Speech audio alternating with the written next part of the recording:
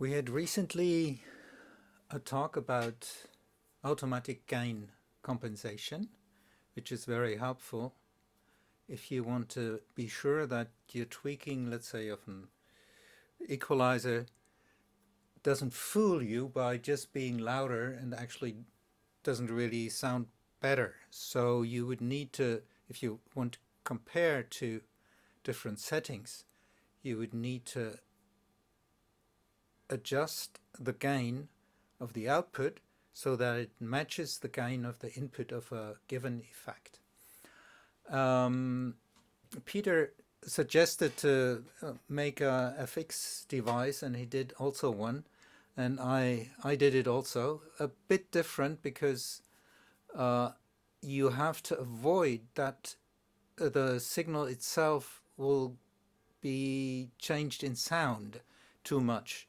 So you have to measure the input level, but average it, not just average it. You have to make something like an envelope follower, but a different one than the one which is in the grid already, because you want to have it react on attacks fast, and then in general only want a pretty slow change in the level adjustment. So if that's kind of jumping around because you have to think about that the input and the output are not actually completely aligned because you have some latency in the effect, and so you would want to level out all this as best as possible.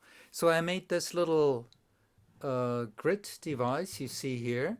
So you get an audio sidechain input, and you at the moment what I did, I put up a little drum loop, whatever, like that, and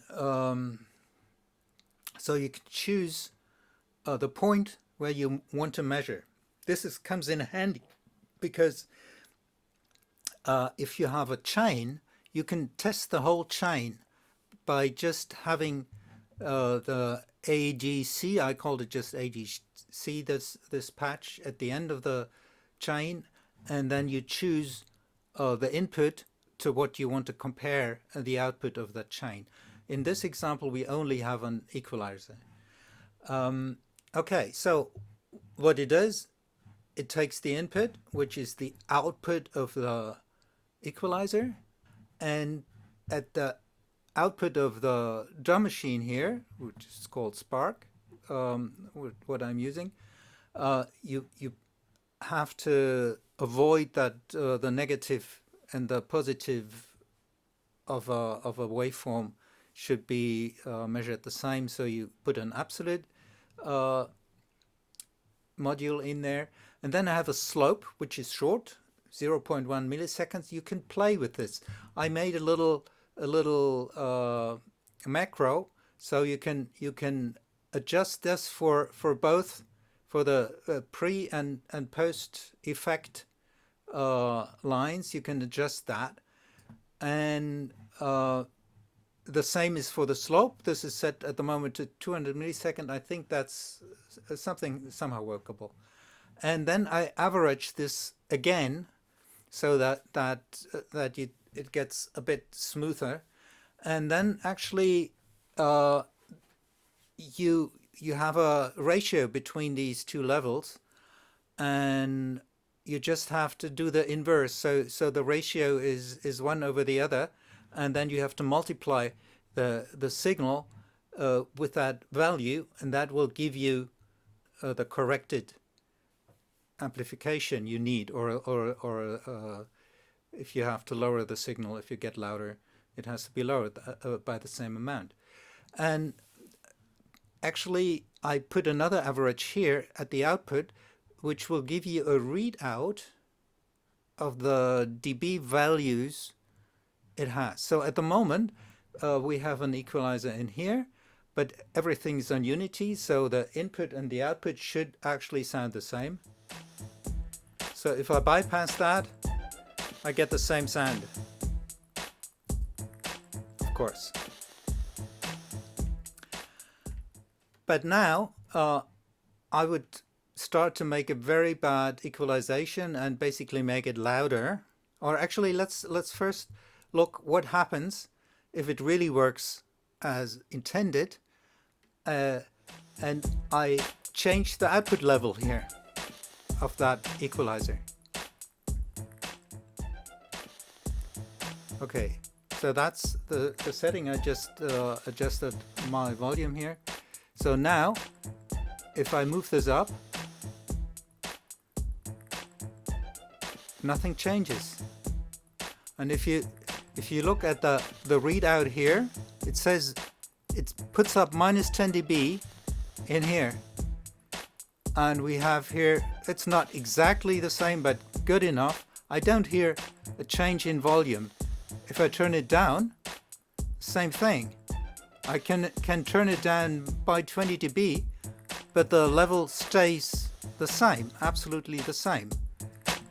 And when I double click, you heard shortly that it was a bit louder. That was the time it needed to adjust, which is about 500 milliseconds or something like that. No, less. Actually, it's the 300 milliseconds. Now, instead of turning the output, we just put in some equalization.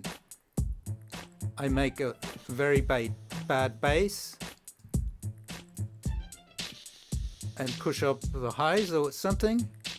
And now we see here about minus 7 dBs, it's lowered the signal. So if I click on the bypass, we have still the same level, but now a very different sound. And now what I would suggest to prevent this ADC from doing anything bad to the signal, because there is still something going on here. It's not a completely neutral. You see also that it's still, though it's averaging here, it's still a bit moving around. So what I suggest, you look up here, it says about minus 7 dB. So you just turn this down by minus 7 dB, about, and then look up there. So if this is kind of moving between plus and minus, you're around 0 dB. So it's kind of corrected here already. And then what you can do is you can either bypass that or push it away. Actually, we bypass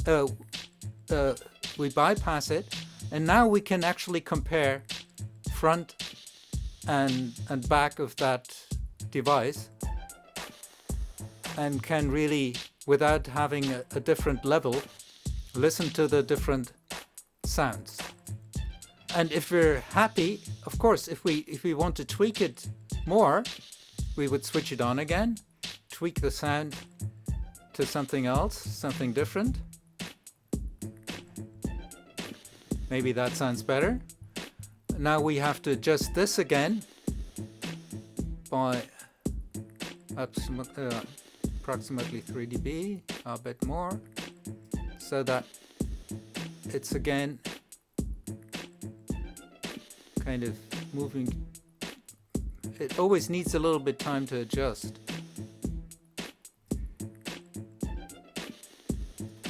So now it's kind of a bit jumping around. So now we switch this off again, and now we can compare these two.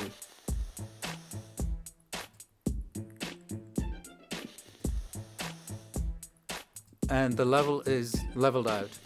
And after you tweaked your sound, you can just get rid of the AGC if you want it, or keep it bypassed, whatever you want. That's how we can have a quite convenient AGC workflow. And I think it's even better. I used the Hornet plugins before for this kind of stuff, but you would kind of leave them in more or less, and don't get this clear readout how much it actually changes. And that way, I think it's not a bad idea to use it with this one. I will place this device on bitwiggers.com. You you will be able to find it there, and I put a link in the description. Okay, that's it. Have fun.